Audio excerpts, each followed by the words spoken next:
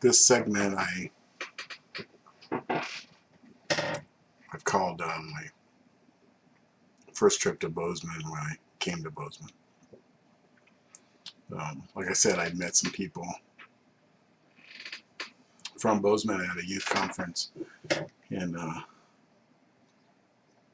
December 1980, which then it was over New Year's, so it became 81. And I'd stayed in touch with them and decided in late July I'd go up and visit them. And I took off. I had a little Volkswagen, and it's my last Volkswagen I owned. I'd owned 4 of them. Anyway, had a little Volkswagen and took off and came up. And an interesting thing happened on the way up.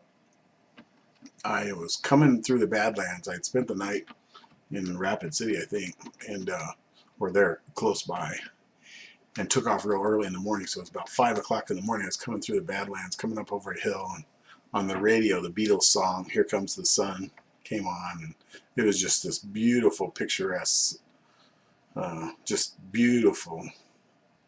I was just in awe because I'd never been to the Northwest, and all of a sudden, I slipped into what I call now open vision. I don't know what to call it, but open vision in that it was like a movie screen appeared before me. I could not see beyond it. And it appeared in front of my windshield. And I remember looking down because I could see between that screen and the car, I could see the white line on the road, and I could go like that and watch the deal, and I could tell I was still on the road. Nowadays, if that happened, I would have turned off until the thing finished. But for whatever reason, I just kept going while this thing was playing, and I was just watching the corner of the road. And what appeared on it was a map, and the map was Bozeman, and it lit on fire. And started to burn, started shooting sparks, and sparks went out all over the state of Montana, and they caught fire until the whole state was consumed. And then the state started shooting sparks out, and all over the nation until the nation was consumed. And then it started shooting sparks out around the world, and then the vision stopped. And that was the end of the vision. The screen went away, and I went on down the road. I got to Bozeman, and I told a few people what happened, and he said, "Yeah, we get a lot of that kind of stuff." I'm like, "Really? What does it mean?" And they suggested I go talk to. I was going to Christian Center, it was an AG church, and the pastor was John Weaver, and they said, "I suggest you go tell it to John and see what he says." And so I went and told Pastor Weaver the vision, and he pretty casually said, "Yeah, we get a lot of that." He said, "We get phone calls from all over the world. People have to look us up on the map. They'd never heard of us before because they'd had a word in their church." And I said, "Well, what does it mean?" And he said, "Well, the words we've got is that the city would be a light to the state a light to the nation, and the nation a light to the world." And I said, "Okay, that describes the vision. What does it mean?" And he just said, "I just don't know what it means." And so I've never heard since if anybody's had any interpretation of that. But for me, it had a huge impact, and one of the reasons why I actually came back to Bozeman before I launched Share Values, because I believe certain things about that vision. I have come to believe certain things about that vision, and I wanted to be in Bozeman um, underneath the umbrella of what I came to believe about that. It's one of the reasons I returned to Bozeman. It is the reason I returned to Bozeman before we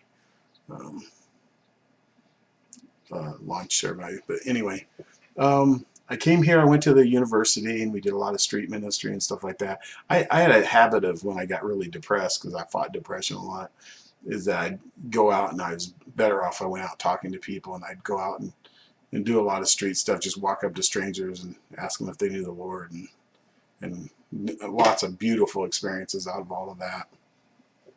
And then the Salvation Army was doing a deal that summer. They put people up in hotels, and they decided to set up a transit house over on Church Street next to their church. They had a little old house, and they were looking for someone to head that up for the summer. And I went over and interviewed for it, and they offered it to me. And the deal was that if I ran it for the summer, then it'd close down over the winter when the traffic died down, and I'd be able to live in the house rent-free, even have roommates during the college year, and then of course resume my duties in the spring, helping with the transits and stuff. And so I went and did that, and it was just one of the best experiences of my life. I mean, the people were down and out. They'd come there, but God provided just time and time again. I'd be walking home, and there'd be a tire laying there, and it looked like I had pretty good tread, so I'd grab it and say, that's a good tire. I remember the first time I had them, brought it there, and there was someone pulled up out in front of the transit. I said, well, we blew a tire, we need a tire. And it was the exact tire that I had in my hand. I said, well, here you go. And that happened so often, it was kind of almost became my friends joke to me about it. And I'd say I went through 20, 25 tires that summer, just helping people with tires. So that was just one little thing. And what I'd done is done a firewood business. I'd got a firewood bid out in Portal Creek, and I pulled 200 cord of wood out of Portal Creek that summer, and a lot of the transients needed jobs, and so I could use that, and they made money coming up and helping, and so it worked out really well. And it helped a lot of people. People came in, a lot of people ready to know the Lord, and it was amazing to just be there and experience all that. And at the end of the summer, the Salvation Army, the head captain there came to me and said they were going to shut it all down. They had some complaints by the neighbors. Turned out the neighbor was trying to sell her house and didn't want the transit house open, and which as an adult I understand now, but I found it pretty depressing. And so they decided they were not only going to close it down, but they wouldn't let me live there the winter, and I was to just move out. And I had pretty much given everything I made away that summer and was broke. And I hadn't saved anything back, thinking I'd have a place to stay that winter. And I went to the guy who had referred me, and he said it's probably better just not to complain, just to go ahead and leave. And so I left and got an apartment eventually. But they came and told me this, and it was just so devastating.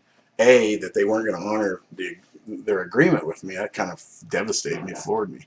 But really, that we had done so much work. We had almost 1,000 night stays through that 3 months, and there was such a need, and we were helping so many people. I just thought it just confused me that there couldn't be something that could be done. We could get another house somewhere else to help these people or something.